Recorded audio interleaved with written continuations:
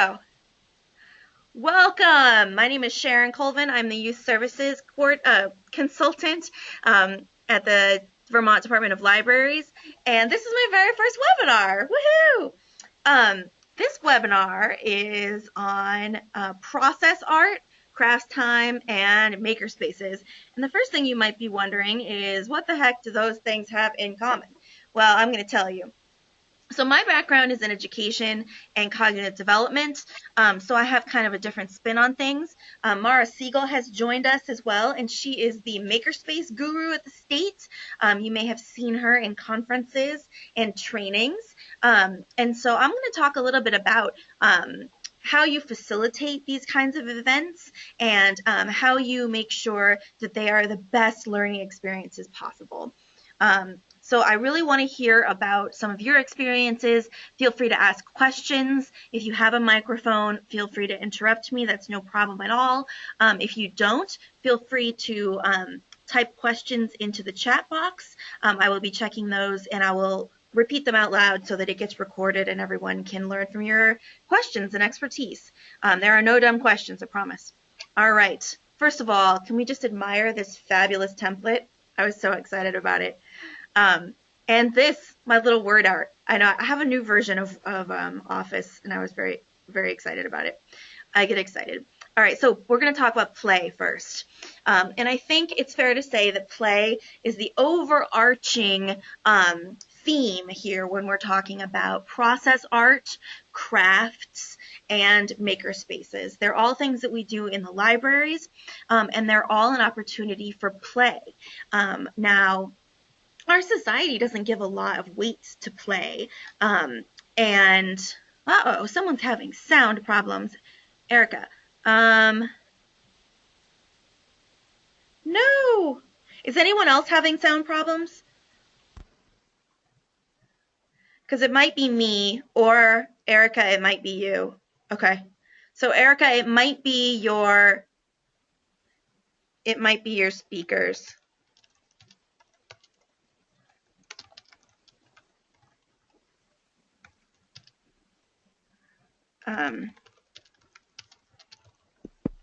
Okay.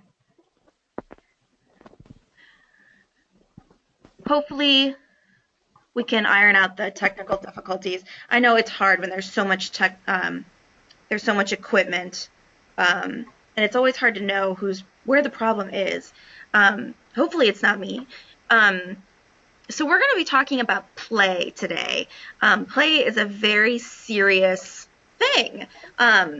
Our society doesn't put a lot of emphasis on play, but we at the library know that it's really, really important. And I pulled some quotes for you because I thought that they were fun. Fred Rogers and the Fred Rogers Institute is fantastic. They talk a lot about play. The psychologist Piaget always talked about play being the work of the child, and that's how kids learn. And so this quote is fantastic. Play gives children a chance to practice what they're learning. So play is an opportunity for kids to try things out, to practice some of the things that the grown-ups have told them about and showed them, and trying new combinations of things, and to try some things out in a safe place, because play is a safe place by definition, right? And this other quote by Carl Jung is also fun. The creation of something new is not accomplished by the intellect, but by the play instinct arised from inner necessity. The creative mind plays with the object it loves. And if you think about things like research and scientific research, but also the kind of research that we do when we're looking for information, it's play. We are trying new things out. And since we are librarians, you know that sometimes it's fun to change your keywords and try different databases, look up different subject headings to see if you can get new and interesting results. All right, we're still having technical issues. Okay, so we're going to talk a little bit about how this comes to life in the library and what you can do. So I made this little word cloud. Do you guys use Wordle? You should, because it's so much fun. I'll write it in the chat box. It's just wordle.net. It is so much fun. You can make really neat word clouds. So I made this word cloud based on what I thought was important when you're talking about play. Play is a chance to explore. It's a chance to use your imagination. It's your chance to create, to grow. It's a freeing experience because there's not a lot of rules other than maybe don't hurt yourself or anybody else. It's a chance to make connections, to collaborate with other people. You gain confidence because you're doing things yourself, right? It's self-guided. There might be some guidelines in terms of what tools you're given, and maybe like the realm of possibilities, but mostly the things that you're doing are self-guided. So you're given, say, a bag full of Legos and told to build something. Well, your imagination can run wild, and you see it every time you see two kids sitting next to each other, and you see one kid building a tower and the kid next to you builds a dinosaur. Those kids were given the same tools. Now, why did they make different things? Because they were exploring based on what they're interested in, what came into their imagination, what maybe they saw earlier in the day, and maybe what they made yesterday. One of the things that's really important and that we're going to talk about a lot today is that this is a safe place. And one of the most important parts of a safe place is the space to fail. And in play, it's really important to be able to create an environment where kids can fail. And you know that too if you've ever done like a craft project, or if you've never ever learned a new skill. The best teachers will encourage you to try and try again and try things differently. So if you fail at something, you don't just give up. You try something else and you see if you can engage with the materials or the tools in a different way. And that's one of the gifts that we can give kids in the library, is a safe place to fail. How many times have we told kids, wow, that's really amazing. It didn't work this time, but let's try it some other different way. And that's how we come up with these amazing inventions. And as you know from history, a lot of inventions happened by accident. And kids are an incredible example of that. All right, let's see what else we got. Okay, I love this picture so much. This I got off the internet. Actually, I think it was on Pinterest. And it's talking about process versus product. And this really just exemplifies what the two different worlds and kind of the pros and cons to them. So process means that you're focusing on the process of creation. You are letting children play, you are letting them experiment, and you can really let them try things out and explore, and it's not the end product that's as important, it's the process. So when you give kids things like finger paints and Legos that they don't get to take home, and when you have them playing with things like oobleck or I don't know, other things that don't come home, that aren't creations, that's what process art is about, or process crafts. Product crafts is the old-fashioned way, and we all have done it and have been subjected to it, where you go into a course or a workshop or a class or whatever, and your instructions are to create this thing. And in this example, it looks like a giraffe. Your task was to make a giraffe. It was probably even more specific, that it was to be a specific giraffe in these specific colors. There aren't a lot of options for you, and you don't get to play with the materials as much. It's possible someone even cut out that little muzzle for you, and the little googly eyes were provided. Only 2 eyes, because giraffes only have 2 eyes in this demonstration. And you were probably only provided yellow and brown paints, and you were told to go make a giraffe. Now the problem with this is, A, it's not as much fun, and B, it takes a lot of work. So you as the instructor end up going around talking to each kid, giving them feedback about whether or not their creation is giraffe-y enough, and having to criticize what they're doing so that it's perfect. Of course, at the library, we don't do that. We tend to be more open and, ooh, it's a purple giraffe, fantastic. It must be, from the Phantom Toll booth or, whatever. And so we are already, as the non-judgmental folks in the world, we tend to be open to this kind of process creation. Now, it's not without its hardships. So this is another process. One of the things that's fascinating about process art is that every creation is unique. Everything that the kids make is unique. So if you have a gallery or some sort of presentation, or you put all of the creations up on the board or something like that, they're all going to look different, and wildly different. It's possible that some kids use paint and some kids use tissue papers, or some kids use, the paper plate itself. You never know what they're going to come up with. And there's some risks in that. Not big risks, but there are some risks. I love this picture here because it's like the total like Martha Stewart, quintessential, my child painted me a picture and I'm going to put it on my refrigerator kind of image. And obviously these were not created by children because they're way too boring. So one of the problems that we run into in the public library is that parents have expectations. They want to put something on the refrigerator at the end of this day. And if they can't put something on the refrigerator, then what's the point?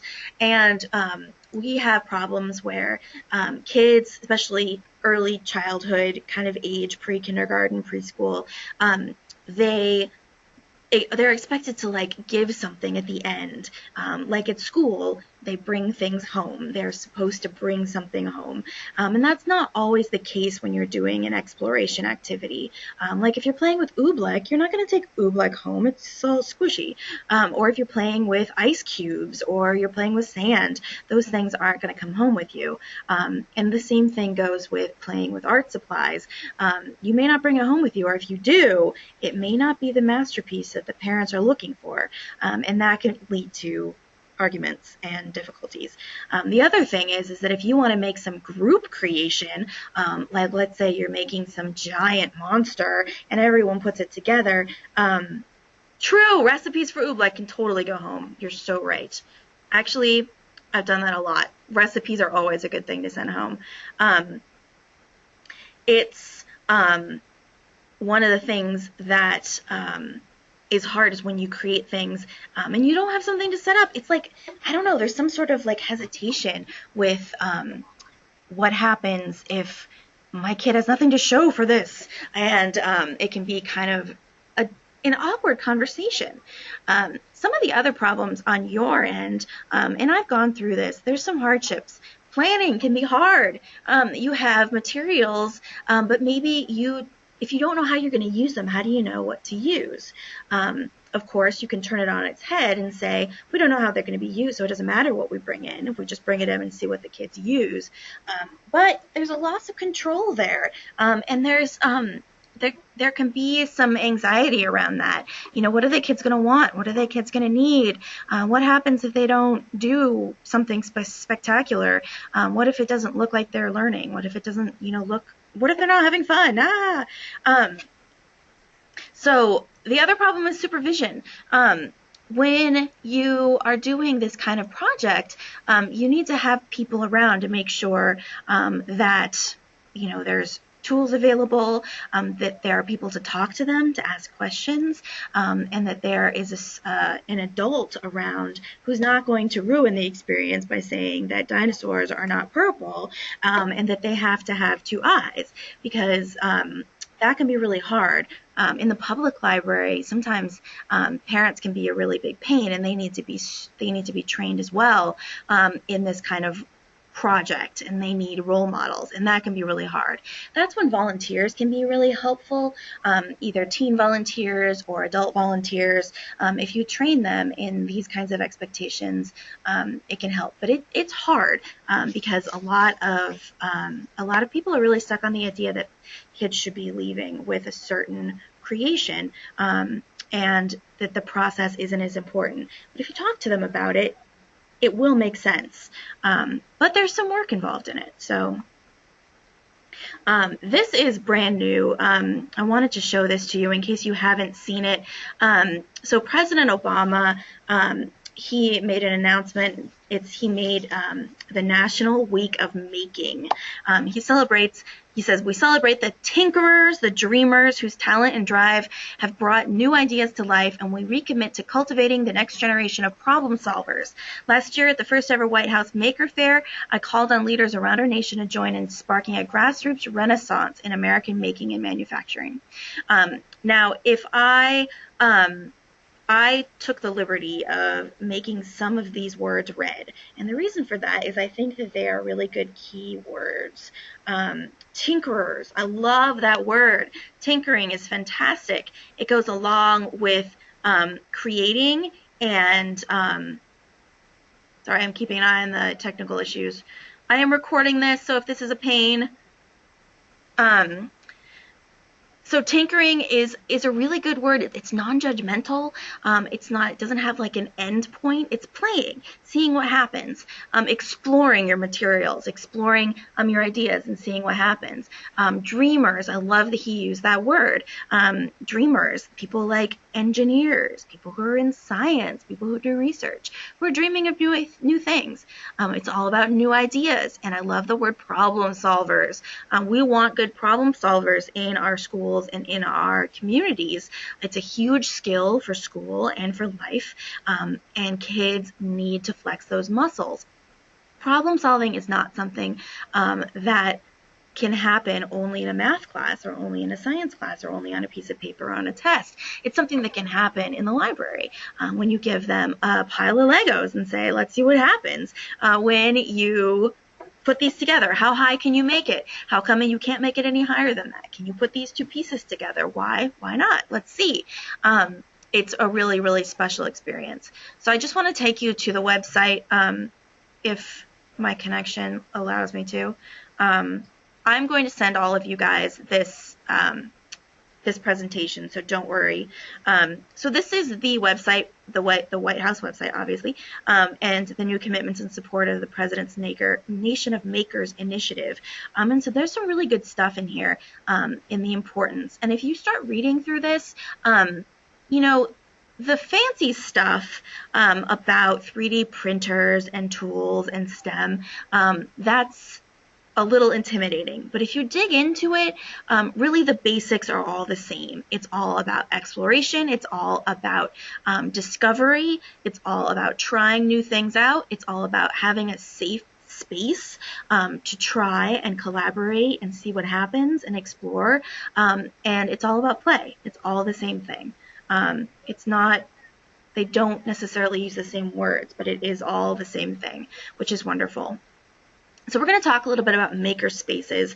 So I love this picture right here. I found it online. Part of it, because look, there's elephant and the piggy in the corner. The elephant and piggy. And I think this is just fantastic because there's a lot of different age levels here. And I think this is in a library somewhere. I stole it off the internet. Don't tell. But tell me, what do you guys think? What is a maker space? What makes a maker space? Do you have to have a 3D printer to be a maker space? Do you have to have a soldering iron? Do you have to have computers? Oh, Catherine says no. I think you're right, Catherine. What about the rest of you guys? What makes a maker space? Materials and space. I like that. It's so true. And do those materials have to be technologically fantastic? Books. Love it. Yes, that's one of the things I love about this picture, is that there are books there and there's self-guided learning. So if you look over here, look, there's an origami book, there's a fabric projects book, there's a beading book, string, all kinds of fun stuff, duct tape, so that the kids could explore on their own. So Catherine says she has a table in the library where crafts are put out for children to do. That's so true. I love that idea. A little like craft area, a little station where kids can explore. And maybe you have some resources there, because you're absolutely right. Books are fantastic tools. Toilet tubes and glue. Yes! Those of you guys who came to my my story time workshop, you'll see I can do fabulous things with toilet tubes. Adele says, everyday items, art supplies, things we have laying around. Yes! Kids are fantastic with recycled objects, leftovers. You never know what they can make. natural light, just good lighting.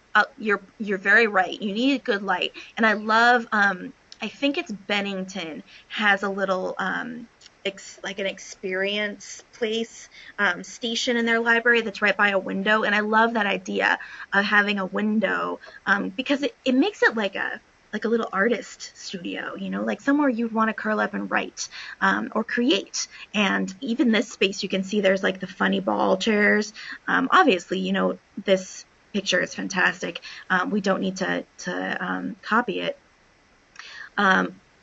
Let's see, somebody's saying, Catherine, our children's librarian is having electronics children can take apart this summer. Oh my gosh, I've always wanted to do that. It sounds so much fun, and it's so easy. You take old electronics, which I'm sure your library has, or you can ask people to bring them in, old DVD players, VHS players, old computers, old clocks. Bring in some tools, get some grown-ups to help facilitate, take stuff apart and see what's inside. And then you can just call a junk place and have it all taken away at the end, and everyone wins. It's really, really fun. I've always wanted to do that. And actually, one of the things you can do is if there's cool pieces inside, you can make crafts and projects out of those little pieces. Motherboards are really fun. And, the different pieces that come out of your electronics, you can make little steampunk craft projects out of them. Why not? So something as simple as it's a space. You want a safe place where kids are allowed to create, or grown-ups. Grown-ups need playtime too, right? So I really like this picture, not so much as like something as a map or an example of something you need to do, but as in its kind of feel. It's got a warm, inviting feel. There's no people there to tell you what to do. There's some tools and some books so you can explore, and you can work either together or you can work independently, whichever you like. I really like that idea. And it's something we can do in the library, which is wonderful. So these are some of the words that I'm telling you, Wordle's my friend. Some of the words I was thinking about when I was looking at maker spaces and reading some of the articles on maker spaces. I'm going to give you a huge list of resources at the end.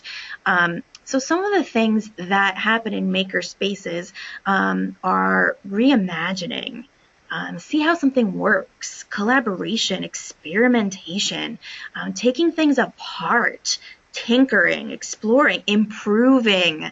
How many times have you done even a craft project and a kid has done something that you never thought of that was 10 times better than what you were going to do anyway? It always happens. And that's because kids are really, really creative. And if you give them a safe place to explore, they will come up with amazing stuff. They'll be like, what happens if I put this on here? What happens if you do this? And pretty soon, they'll be trying things that you had never dreamed of. Okay, so we're going to talk a little bit about facilitation. So how the heck do you make something like this work? Oh, look, I like this picture too. Do you see this? The Kix box. So cereal box looks like a wrapping paper tube and some rubber bands make musical instruments. And I will tell you right now that the summer reading theme for 2018 is music. So you could totally have a little maker space. You could go high tech if you had the tools and the expertise, but you certainly don't have to. There's nothing wrong with rubber bands and a cardboard box. I really like this picture too because you see they have all the little tools and little bits, and they're nicely displayed. And it says, "What do you want to make? What do you want to make?" So let's talk about how you make this happen. And this goes for all kinds of maker projects because right now I'm going to lump all the crafts in with makers. Now there's a big debate going on in the community about the difference between craft projects and maker spaces, or craft projects versus STEM projects. And I think that for the purposes of libraries, the educational foundation is the same. It's all about creating a safe place where kids can explore, whether they're exploring cardboard and tape or if they're exploring electronics and LED lights. It just depends on what you have. The skills are still the same. It's about inquiry. It's about exploration. It's about being curious. And I think that if you want to talk about, Common Core and STEM skills, then you might want to dive a little bit deeper into it. But for our purposes, I think it kind of all goes into the same bucket. All right, so these are some of the tips that I've come up with. And now I am not the expert on anything, really. I'm just the facilitator. So I would love to hear what else you guys have to say. I'll read these out for anybody who is having trouble seeing the screen. So asking open-ended questions is really important. When you talk to kids, you know this already. Talking to them about, we're going to make a dinosaur today. What is your dinosaur going to look like? Instead, saying, what do you want to make today? What do you think? Well, these are the tools we have. What do you want to do today? And asking really open-ended questions about what they're doing, and not judging them based on what they are creating.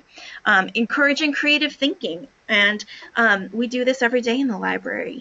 Kids create things, oh, your dog has 5 eyes. Wow, that must be a really special dog. Maybe you could write a story about it. Encouraging collaboration. This is a great way for kids to make friends, make new friends, break out of their cliques. Creating a safe place where it's okay to fail. There is no such thing as failure in the library. If they can't figure something out, find a book, use the internet. Failure equals unexpected outcomes. Erica, that's brilliant. I tell librarians that all the time, but why not tell kids that? Absolutely. In research, in science research, just because you don't get the results that you wanted, that doesn't mean it was a failure. It means that you didn't support the hypothesis. It's still valid research. It still gets published. And kids need to be on that path. Just because something unexpected happened doesn't mean it was bad. It's actually you learned something. Oh, okay, well, when this goes and that goes, then it explodes. Cool. Let's see what happens if we do something different. And why did that happen? It's empowerment. Absolutely. Erica, you got some great words here. Empowerment is incredibly important, giving kids the power to make these decisions. And one of the things that I think librarians forget is you don't have to be an expert in this stuff. You don't need to know anything about science. You don't need to know anything about, most of this stuff. As long as you can keep the kids safe, the kids will help teach you. And that's part of the empowerment. If kids come in and know how to tune a rubber band guitar, why not have them help you? If kids come in and know how to use a screwdriver, little kids, and they want to teach the other kids, absolutely, that's fantastic for them. You don't have to know everything. And one of the things that I think we need to do is explore with the kids. And it's really great fun. But one of the things that librarians have to do, or whoever facilitates this, is you have to let go of your control and say, okay, I'm exploring with you. I'm not I'm not the end-all be-all. I'm just the facilitator. I'm here to make sure you're safe and to help you figure some things out. So when kids come up and say, how come this doesn't go with this, and you don't know, saying I don't know is totally fine. You can't fool kids, you know that. So your library is full of books. The internet is full of answers. Look it up. See if you can find out something together. I don't know where that happened. Let's go find out. And they will remember that lesson way, way longer than any other thing they learn in school. The things that they did, and especially if they can teach something or learn something with their grown-up. It's great fun. Trying things with the kids. You never know what's going to happen. Try something. See what happens. What happens if you watch little kids and paint? What happens when you put the blue and the orange together? I have no idea. Let's see. And let them explore. If it comes out ugly, it's totally okay.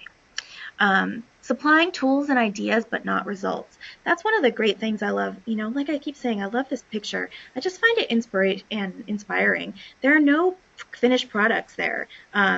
There might be like some little ideas, but there might be like a little sample here. But there's no like, whoa, hello. There's no like duct tape person sitting there looking at them saying, make me, make me. It's just, here's some things that you can explore. And you have supplies, you have ideas, ready, set, go. And then being flexible and really embracing your inner child. Those are some of the best advice I can give you. is really have fun with it. See what happens. Dig through your closets and see what kind of old stuff you have laying around and see what you can do. Bring out, make it a problem-solving activities. Hey kids, I have 80 toilet paper tubes and 3 rolls of masking tape and some aluminum foil. Let's make something fabulous, because otherwise I have to throw this away and that would be sad. And see what they can do. You never know. So what the heck are the kids going to get out of this? There are some keywords we've already, look, empowerment, look at that, Erica. There's some keywords here that are important. You know all of these. These are important words to use when you're talking to parents, when you're talking to people who have checkbooks, when you're talking to people who are wondering what you're doing and why. Inquiry is an enormously important skill, especially in science and problem solving. Kids need to know how to ask questions, what to do with the answer when they get it, what to do next. You know, asking follow-up questions is really, really important. So you've got to keep listening. Kids have to learn to explore. What happens? Just because somebody gives you something doesn't mean that you can't ask questions about it. Somebody gives you a C-clamp and you're like, huh, that's funny, and play around with it, see what it does. You might come up with a different use for it. Who knows? Lots and lots of skills that kids wouldn't even know that they needed. Problem solving skills, very concrete, useful skills, things like cutting, using tools. Little young kids really need to work on those fine motor skills. So things like learning how to use a screwdriver and learning how to use scissors and how to fold paper and how to fold different things is really, really important. And how to put things together, learning things about gravity, learning things about the properties of glue, how long does it take to dry, you know, all kinds of crazy stuff like that. And empowerment, absolutely important, and confidence. Absolutely. Kid creates something, they're going to be so flippin' proud of it. There's that ad. It's so wonderful that people kept bringing up recently. It's an old Lego paper ad with a little girl from the 70s holding this crazy Lego creation, and it says something like, "This is beautiful." And it really is. It's so fun. She's so proud of herself. Erica says, it's amazing to observe children in a creative state of being. It's so true. And you know what? Children are brilliant if you let them.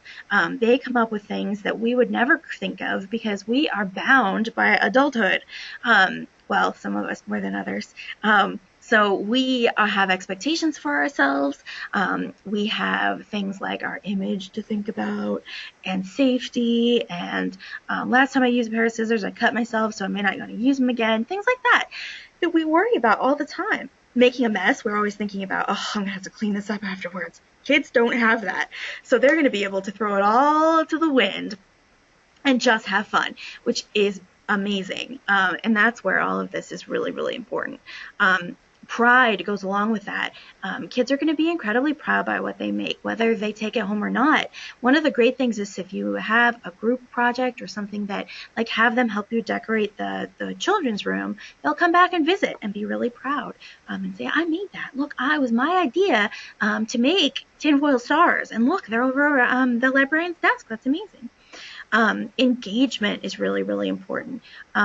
You know, handing a kid a book and saying, here, read that, that isn't the level of engagement that is fun. Well, it is if they go and do it themselves, but isn't it more fun to see them actually interact and play? All right. Alice says, it's fun to see adults give into creativity and let go of judging themselves, their skills and lack of perfection too. You're absolutely right. And I teach jewelry making classes in my free time, and one of the things I tell adults when I teach, I love teaching kids, and adults are a pain, and I'll tell you why. It's because they judge themselves. They're so afraid of failure that they're really hard to work with. And so one of the things I tell them in the beginning is, okay, this is a no criticism zone. I don't want to hear you guys criticize yourselves, because if you do, I'm going to make you leave. And they look at me like I'm crazy. And I'm like, listen, this is a safe place for everybody. I don't want to hear anything negative. That means for yourself too. And they really take that to heart, and suddenly it becomes a safe place. Short attention spans are definitely a problem too. Yeah, and I think one of the things, I tell people all the time that, I can't sing, but I sing in story time anyway because I have to, but also because I want to point out, be a role model for parents who can't sing. Not everyone is blessed with that particular skill. So parents can look at me and say, look, she can't sing, but she's singing anyway because the kids really like it. And guess what? Kids don't care. So I get up there, I'm a role model, I'm a little messy, I forget the words, I ask the kids for help, and, it's a very humbling experience, but I hope that the adults in the group will go home and think, maybe I'll do that too. And the same thing goes with all of these projects. Whenever I train teen volunteers, one of the first things I tell them is it's important that you don't make your creations too perfect, because teens are really, really hard on themselves. And I'll say, it's okay if you're not an artist. I'd actually prefer that you're not, because I don't want you to give these kids a complex. So if you're sitting next to them and creating some sort of origami masterpiece, I'd almost rather that it was, torn and rumpled, because I think that is a really good model for the kids, so that there's, they don't have to compare themselves, because there's really no point in that. And innovation is a really important, keyword for all of this. Kids are great innovators. They come up with all kinds of stuff. I will be doing something and kids are like, oh, your iPod's not loud enough. And they, cut into a toilet paper tube and make me a speaker. Wow, thank you. I had no idea. How does that work? And they'll be like, I don't know. Let's see. And you put your ear on different places and see why it works. Same thing goes with all kinds of projects like this. It's all about these core skills, really giving them a place where they can shine, where they can really get into it and explore with all of their senses. Okay, so I have a whole bunch of resources for you. Actually, I have a couple more quotes. I forgot about that. So we're coming full circle from maker spaces. I love this quote from John Dewey. Give the pupils something to do, not something to learn. And the doing is of such a nature as to demand thinking that learning naturally results. It's a little wordy.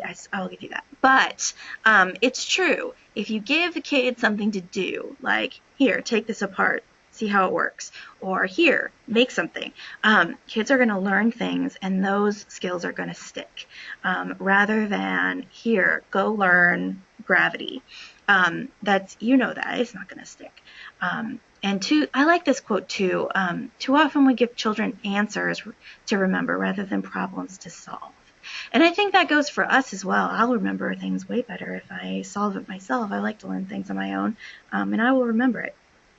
And of course, Einstein is a really great role model for kids. Play is the highest form of research. And I really do think that if you think about all the skills of a researcher, it's the same thing as play. It's really something to behold. So here are some resources for you. I'm going to give all of you guys a copy of this, why can't I speak today, of the slideshow, and with all of the links. I've gathered for you a whole bunch of different articles on process art, and how to make it work and why you should, a couple of articles on the importance of play, and then a ton of information on maker spaces, and how to do it in libraries and why it's important. And a lot of things have changed in the last couple of years. Everything from the dawn of 3D printers, to all of a sudden a lot of these pieces are cheaper and more easily accessible. We can order all these kinds of things on the internet, but you don't have to. Like we were talking about a minute ago, you can use toilet paper tubes and learn all kinds of stuff. So let's talk a little bit about what you guys do, and maybe we can talk a little bit about how you can talk yourselves up, and make yourself sound even better than you already are. So what kinds of projects, what kinds of safe spaces are you creating in your libraries?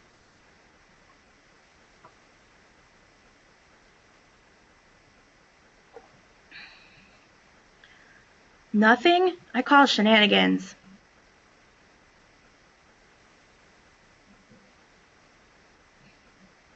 I know Liza's doing all kinds of crazy stuff.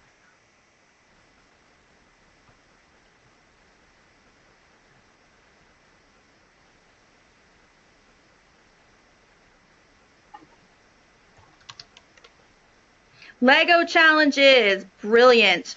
Grossology. Ooh, tell us more about that. Cheryl, tell us more about grossology. I love it. You play with, like, gross things? Make vomit? Oh, gross. What goes in vomit? Snot, absolutely. So how do you make that happen? Do you give kids materials and let them make really gross things out of them?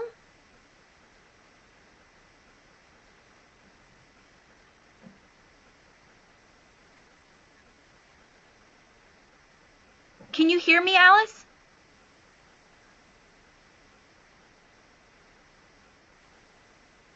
Vomit has cookies and fruit biscuits and stuff, but a slime recipe, nice. Yeah, most people are on the chat box, so I am reading out what's on the chat. No. Can you guys see the chat box? It's just typing. It looks like most people... Huh. Not coming through on the chat. All right, well then I will just read what people are writing on the chat. So, Cheryl makes gross things. So, vomit has cookies and fruit, and she uses a slime recipe, which is interesting. And, oh, Cheryl can see the chat in Swan. So, let's talk about that for a second. So, let's talk about how, let's say we wanted to make a little makerspace or a process project around vomit, because why not? So let's do, how would we do that? How would you make an open, safe place to create something like vomit? What would you do? Would you give them a recipe?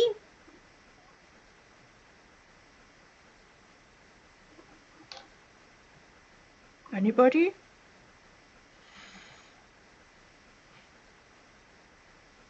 All right, well, I'll tell you what I would do, since no one is volunteering. Oh, let's see what she's got. Diana's youth services and does grossology. Would you recipe and make and talk about why? Okay. Nadine, we have a building club where children can come in, use a variety of building toys to create. We have stations with Legos, Tinker Toys, Lincoln Logs. Oh, that's fantastic. Heartland has something like that too, a creation station, which I love that idea. It's really great to just give kids those tools and let them have a ball. It's also really fun if you have a station like that, because you create something and then you let it go at the end. It's very Buddhist. So let's talk about slime for a second. So let's say we're making vomit, and we want to make it so it's experiential learning for the kids. We don't want it to be so much about the product. We want it to be about the process. How would we do that? Well, what I would do personally, probably keep it away from the books, but I would get a whole bunch of crazy ingredients together and maybe put them in different containers and have the kids experiment, see what happens when they put different ingredients together. So I would grab things like cornstarch, I would grab things like pudding, I would grab things like tapioca pearls if you can find them. You can grab little bits of fruit, you can grab cookies, you can grab whipped cream, you can grab gelatin, and see if you can have a little experimentation with the kids, make it into a science lab, and see if the kids can make their own recipe for vomit. And that would take a little bit of the pressure off of you, because you wouldn't have to come up with the recipe, or maybe you want to look at a couple of recipes and grab some key ingredients, and some food coloring, obviously, but marmalade, oh, that's brilliant, or jelly, oh, they could eat it. Could they eat it? Well, kids are going to want to eat it, so it'd probably be a good idea to keep it non-toxic, and they're going to want to taste it. They're just gonna, because kids are funny. It's true, we don't eat the poop we make. That is a really good reminder, Cheryl. So I'm imagining when you do it like you're saying, it seems much more fun because they're going to get excited about what they can do. Kathy, you're absolutely right, and that's what makes me excited about this kind of thing. So if you turn it into an experiment, into like a mad scientist lab, oh, the poo is the cookie that's edible. Well, why is there poo and vomit? That's a question for another day. So you could have all these different ingredients and have the kids mix them up and have a little science experiment to be like, oh, let's mix cornstarch. Maybe you start off by telling them, let's look what happens when you mix cornstarch and water, or let's see what happens when you mix, you could have another kind of thickener and water, and gelatin, and see what happens. And then see what happens if you add a little bit more. See what happens if you drop in some of that marmalade, and create your own stuff. And then provide a lab coat. Oh, I love it.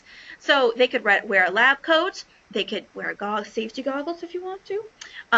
And you maybe even let them use the microwave if you're feeling dangerous. And they could create their own something. They could eat it at the end if it's, well, it's going to be nasty. But that's kind of the point, right? And so we've turned it on its head. So you don't have to be doing the guiding as like step 1, step 2, step 3. Instead, you're up there facilitating this goofiness, making Einstein wigs. Oh my gosh, this is going to turn into like a whole like summer camp. I love it. So you could make your little outfits and go in with your Einstein wigs with cotton, and you could have your glasses and your lab coats, and then you could make your own vomit, and maybe they even write up their recipe, and you could get some math in there and write up how much of each ingredient they put in, and then they could distribute it to their friends, because everyone needs to make vomit, right? So that's a really simple example of, we turned it something that somebody already does into something that's a little bit more exciting. And you know what? The kids are they're going to do something that'll blow your mind. They always do. Who the heck knows what they're going to do? They're going to like find some way to make something crazy. I had kids one time, we were decorating cupcakes, and they decided that they wanted to see what happened when you put candy corn, in the microwave. And I was like, I have no idea what happens when you put candy corn in the microwave. So first they broke all the candy corn, so they had piles of the different colors, orange and yellow and white. And then we put all of the orange ones in the microwave just for like 20 seconds. And then the kids squished it together and turned it into kind of a sugary Play-Doh. And they made little clay statues out of them, out of candy corn. I never would have imagined that in a million years, but that's what they did. So Erica likes the idea of making your own recipe. And you can do that with anything. Anything that you do, you can turn it on its head and have the kids create. Have the kids do the exploring, have the kids do the experimentation. And then afterwards, they could write their own recipes. They could write their own instructions on, how to do whatever it is that you're doing, how to make the best Lego building, how to make the tallest Lego building. Have you ever done projects where you have kids build with marshmallows and toothpicks, or marshmallows and spaghetti? You could have kids have a contest to see who builds the best, like the tallest statue, and then they could explain to everybody why theirs stood the longest. And you might have to do some physics research, but could be fun. I had a kid one time who told me that triangles are the strongest shapes, so that is how he made his building. And it actually, he was right. It made it pretty good, pretty strong building. All right, so what else do you guys do? I heard Legos. We talked about vomit.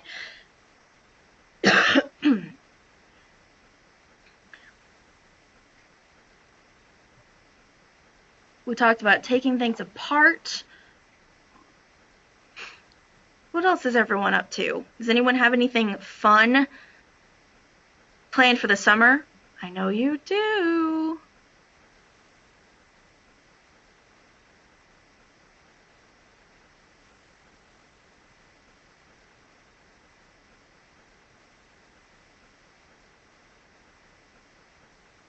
Oh, looking to get ideas. I understand.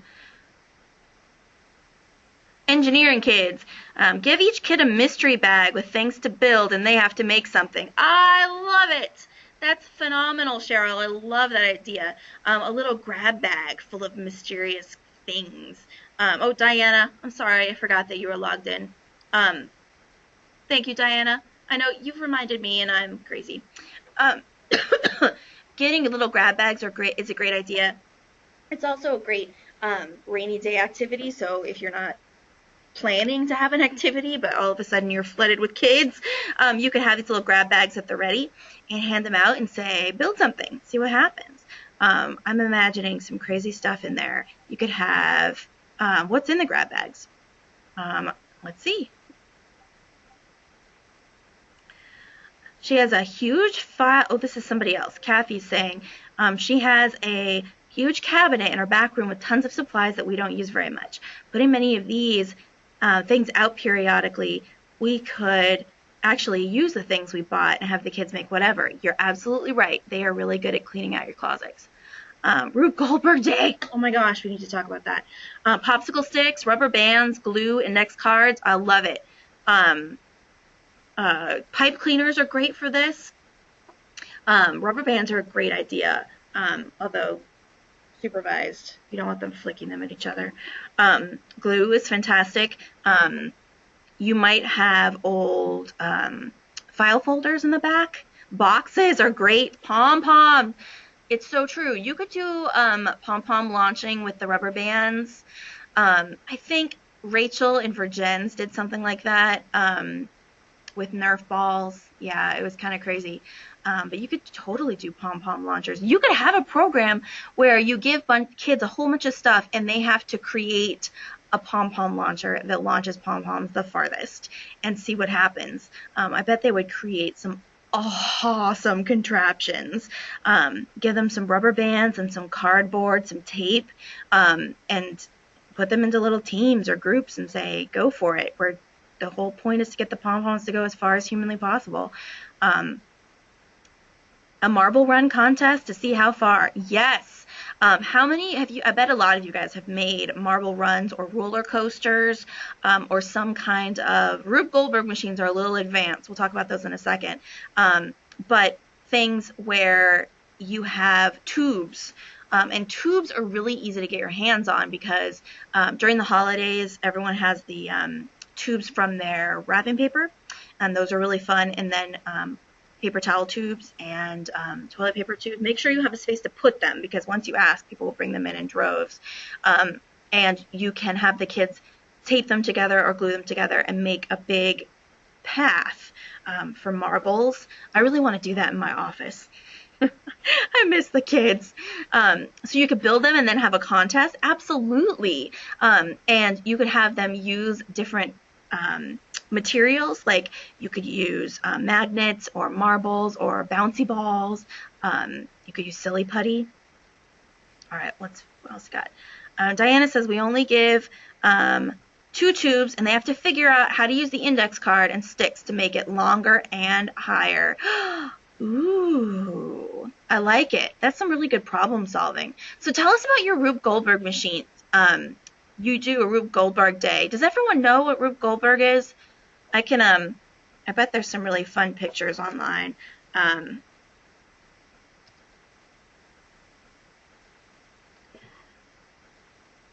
pull up an image for you. So Rube Goldberg is like, this is a good picture here. Hello. Here you go. There used to be one, yes, it's like a mousetrap game.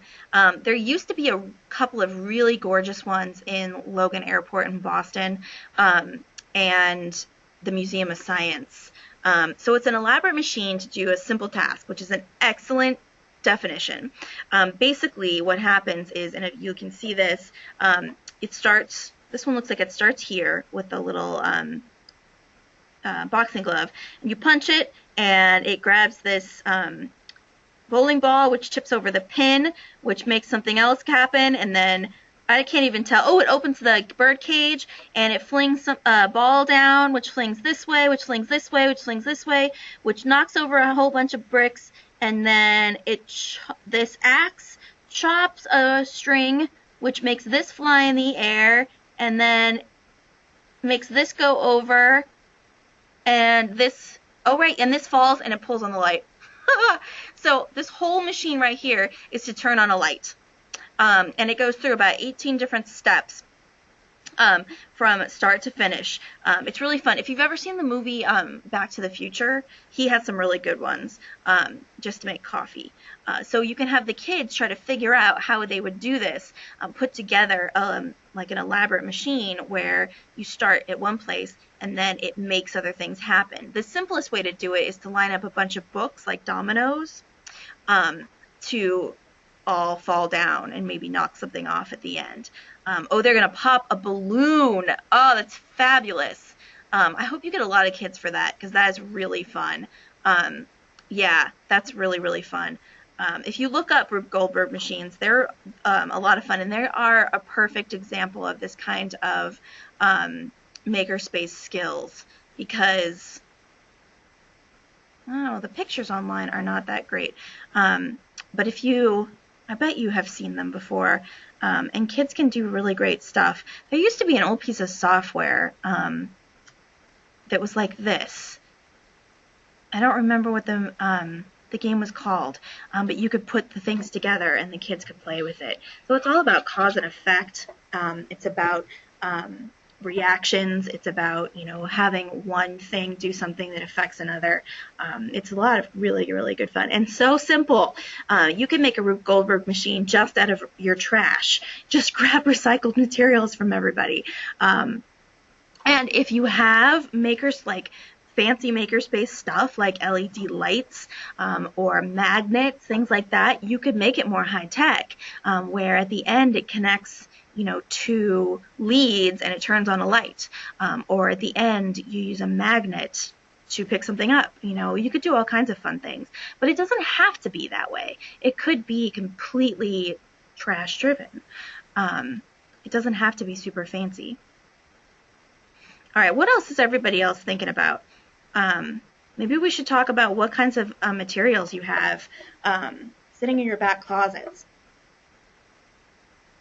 I have a ton of file folders, old file folders. I have to be able to do something with that.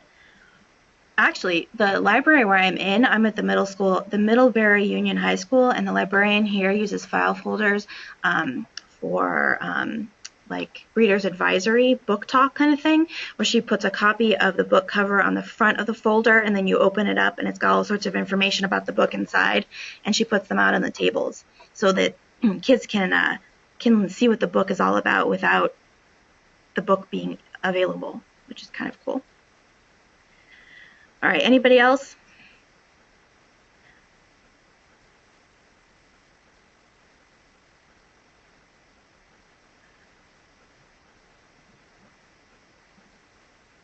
One of the really important things when you run programs like this is to listen to what the kids have to say. When I was in college, I had some awesome mentors, and I was teaching preschool, and the head teacher was phenomenal. And one of the first, and this was a long time ago before the maker movement, but the first time I ever saw a hint of this was when the kids were playing in the sand table, and it was snowing outside. And the kids really, really wanted to play with the snow, and they had to come in because, you can't leave 4-year-olds out in the snow too long. And they were like, we really, really want to play in the snow.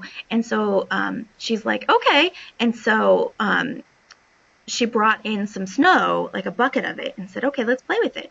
And they're like, let's see what happens if you put it in the sand table. And she's like, okay. And so she dumped it into the sand table to see what happens. And the kids were totally mesmerized. I mean, they were very little, but they were mesmerized. Let's see what happens when the snow hits the sand. And they played with it for like an hour, seeing how fast it would melt, and does it clump up, or does it become soupy, and does it change colors, and why is it different on this side than on that side? It was really fascinating to watch, and a sign of, I think, of a really good teacher when the kids have suggestions, and you're willing to be flexible and try it. Kathy's saying being willing to get on their level, so to speak. Absolutely. You want to have fun with them too, and you need to adopt. We grown-ups can learn a thing from kids. We need to adopt their childlike wonder and think about, I have no idea what would happen. Let's see. If you guys have ever watched Peep in the Big Wide World, Peep in the Big Wide World, actually, if you work with preschool kids, they do wonderful stuff.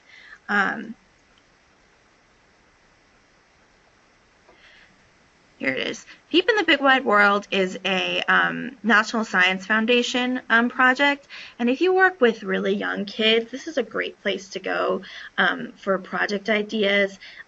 Their episodes, their little cartoon episodes, are only about 10 minutes long, but it's all about exploration. There was a whole episode one time about the birds exploring mud, and they wanted to know why some mud was goopier than others, why some mud was lighter and some mud was darker, and they wanted to know what it had to do with the rain and why it puddled. And so the little birds in this TV show just explored, and they added more water and they added less water, and they squished it around and they played with it, and they just explored. That's all they did. And it was great, great fun. And all their episodes are like that, and it could be so inspiring to you.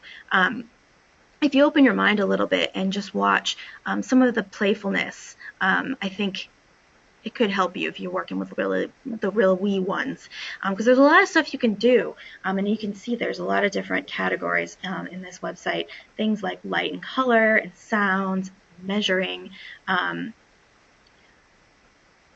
You're absolutely welcome. I'm happy to provide any inspiration that you need. So I do want to point out that there are some resources that might help you. One is that I created a new Facebook group. Hold on a sec, I'll find it for you. Here it is. No. Why is it I always click on the wrong things when people are watching me? Here we go. Youth services. So it's facebook.com/groups/VT Youth Services. I will send you this link as well. This is a safe place to have conversations, share ideas, successes, failures. I've been posting pictures, ideas. Somebody's already posted. Oh, look, this is from Fletcher, their summer reading. And I've posted ideas about where to go for ideas. And of course pictures from the DCF ceremony. So this is a great place to ask questions, get ideas. It's hard to come up with your ideas on your own, especially if you're the only one who works with kids. It's very lonely. So it's great to talk to each other and really swap ideas. It's a really important part of the job, and that's why I get you guys together. There has been a call for more frequent meetings, and I will definitely entertain that. For right now, we're just going to do the Facebook group. If you're on it, you're more than welcome to talk to everybody. There's some great minds coming together in a group like this. So feel free. I'm also available via email anytime. If you have ideas or questions or are having concerns, or you just want to bounce ideas off of someone, I'm more than happy to talk to you. Sometimes it's just a matter of talking something out with people. That's how my brain works anyway. So Peep in the Big Wide World is a great place to look. Like I was saying, it's really good for young ones, but I do want to point out that some of these activities can be extrapolated for older kids. One of the things about older kids that I have learned over the years is that older kids want to do the same thing as younger kids. They just don't want to talk about it. So they do want to play with blocks and they do want to play with Legos. They just want it to seem cooler. So if you can somehow mask it like a Rube Goldberg machine, or some sort of like contest where they have to build the tallest building or knock over, something or eat as many marshmallows as they can or make vomit, it sounds really cool. Whereas like the little kids, they aren't interested in being cool. They're just playing. So if you can couch it in something that seems cool, the older kids will want to do the exact same thing. Kids of any age want to make vomit. Kids of any age want to play with Legos. It's just a matter of how you frame it. And all of these skills are really, really, really important. And I know here in Vermont, it's hard when you read articles about maker spaces and science education, because a lot of places and the people who publish, it's not everybody, it's the people who publish and the people who are in the media, seem to have a lot of money. They have a lot of resources. They have a lot of brilliant people working for them. And you guys, I know a lot of you are on your own, doing the best you can with the time that you have. And I want to make sure that you know that you are doing just as important work as they are. And your kids are getting just as much out of your programs as they are getting out of these high-tech, flashy programs. Those basic skills are really, really important and will help them throughout their lives. Erica says, the same applies for little kids. We have taken the teen activities in the summer reading program and simplified it for the younger ones, too. You're absolutely right. They're all kids, and it's important to remember that. And you're absolutely right. Take the things that the teens love and just rewrap it, present it to the little kids. Yeah, absolutely. You can definitely do that, especially in the summertime when you have a lot going on. And don't forget, you know, your closet's full of dusty stuff. Some of that old stuff, the best tools for making things. And, you know, your Rube Goldberg machine is going to be fantastic because you dug around in the attic and found all sorts of old stuff that you didn't even know you had. You never know. All right, so does anyone have questions, comments, problems, ideas? Thoughts? Special skills? Space to have these things. Yes, absolutely. Space is important. A lot of you guys suffer from no space-itis. Yes, it's a problem. But when you have a program, you can try to create some space for a limited amount of time. It's not ideal. But I'm thinking about a library like, say, Moortown that has, you know, tiny little one room. But you can turn the reading table into an activity table for a couple of hours. So it might not be something that's there all the time, but maybe it's there, you know, the first Wednesday of every month. And kids can come and play with things. And then they go away and they come back the next month. Yeah, our space, every librarian needs more space and more money.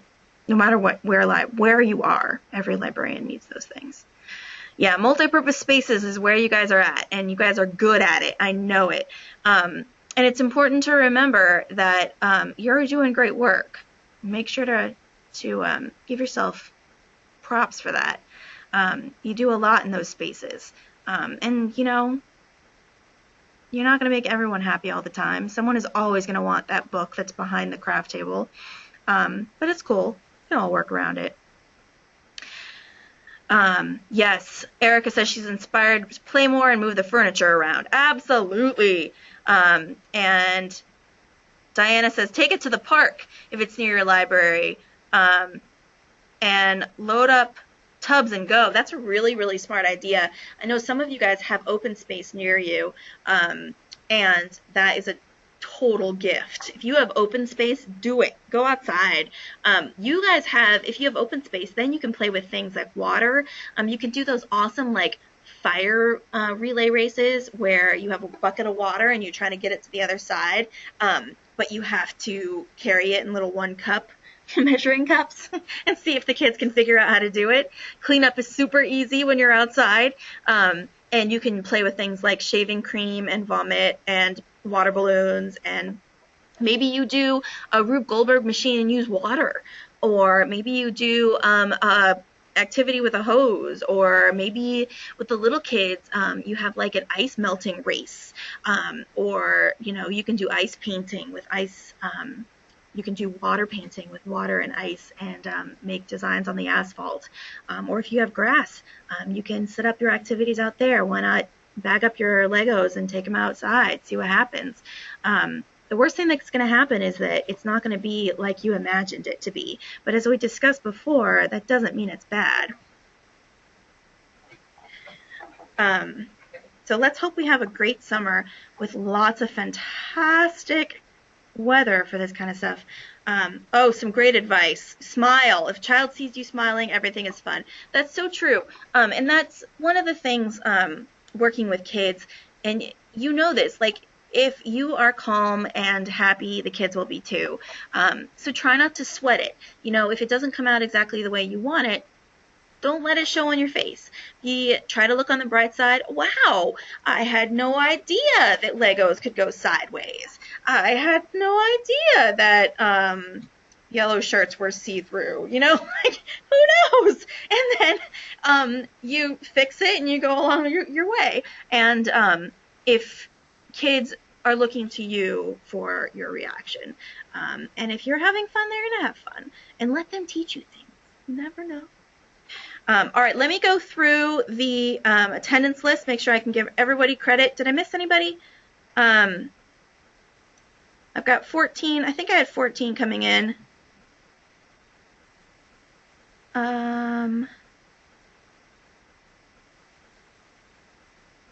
Anybody else? Kathy? Kathy, what's your last name?